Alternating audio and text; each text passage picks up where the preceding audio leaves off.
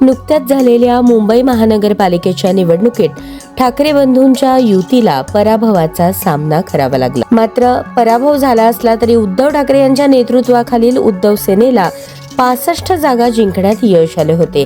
त्यामुळे आता संख्याबळाचं गणित जुळवून मुंबईत आपला महापौर बसवण्यासाठी उद्धव सेनेने हालचाली सुरू केल्या आहेत। त्यासाठी एकीकडे महाविकास आघाडीतील सहकारी असलेल्या काँग्रेसला सोबत घेतानाच शिंदे सेनेच्या नगरसेवकांना आपल्याकडे वळवण्यासाठी उद्धव सेनेने डाव टाकण्यास सुरुवात केली आहे। त्याच पार्श्वभूमीवर उद्धव सेनेचे नेते संजय राऊत यांनी आज मुंबईत भाजपचा महापौर होऊ नये ही सर्वांची भावना आहे असं सूचक विधान केलं।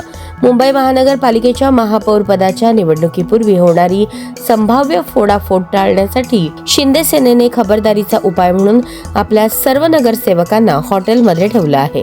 त्याबाबत प्रसार माध्यमांशी बोलताना संजय राऊत म्हणाले, शिंदे सेनेकडून जे नगरसेवक निवडून आले आहेत त्यांच्यामध्ये बरेचसे नवे चेहरे आहेत, तसेच ते मूळचे शिवसैनिक आहेत। तसेच जो शिवसैनिक असतो त्याच्या मनामध्ये मुंबईबाबत एक वेगळी भावना आहे। त्यामुळे मुंबईत भाजपचा महापौर होऊ देऊ नये अशा सर्वांच्या मनात विचार आहे। तुम्ही कितीही कोंडून ठेवलं तरी संपर्काची संदेशाची इतकी साधनं असतात की त्या माध्यमातून संदेश येतच असतात, असं सांगत संजय राऊत यांनी शिंदेचे नगरसेवक आपल्या संपर्कात असल्याचा दावा केला आहे। संजय राऊत पुढे म्हणाले, मुंबईचा महापौर हा शिवसेनेचा ठाकरे बंधूंचा व्हावा, भाजपचा होऊ नये अशी भावना आहे असे उद्धव ठाकरे यांनी सांगितलं आहे।